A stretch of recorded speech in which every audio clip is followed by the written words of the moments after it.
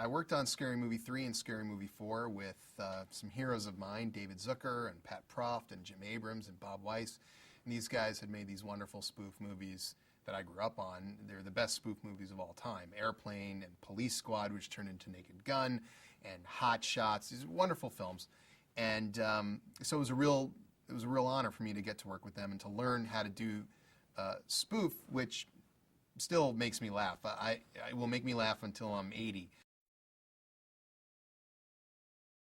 Superhero is the story of a guy named Rick Riker who's an average high school kid, maybe a little less than average. He's kind of an outcast, and there's a girl that he loves from afar, but she barely knows he exists. And then one day he is bitten by a genetically engineered dragonfly, and from that point forward, his life changes.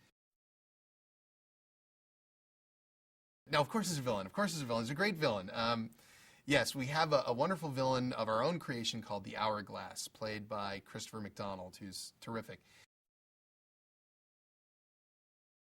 Well, it's not my first time working with Leslie. We had him on Scary Movie 3 and 4, and it's a pleasure and an honor. He's a spoof institution, and of course, before he ever played any of those characters, he had 30 years of work behind him prior.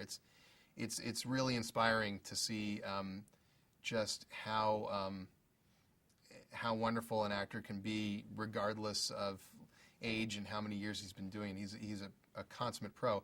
Marion was a dream come true. You think, well, maybe you watch Happy Days as a kid and you think this woman's wonderful, so then conventional wisdom would tell you that she'd be a disaster in real life and a nightmare. No, that's exactly who she is. Such a beautiful woman, and both inside and out, and again, a joy. Drake's our weapon. He's in almost every scene, and casting Rick Riker was nerve-wracking because you're putting the movie on somebody's shoulders, and honestly, the second I met him and we sort of read through a few of the pages, my heart rate slowed, and I knew that we were going to be okay. This is a very difficult kind of acting to do. It may look easy, but it only looks easy because the good actors make it look easy. And I have seen, and David Zucker has seen, many fine actors who otherwise are Oscar-worthy absolutely collapse when trying to attempt this stuff. Drake was just, I put him up there with Charlie Sheen and Anna Faris and Simon Rex and Regina Hall is just great spoof actors. And he's a great actor in his own right, regardless, but he really knew how to do this. Laughing. As simple as that.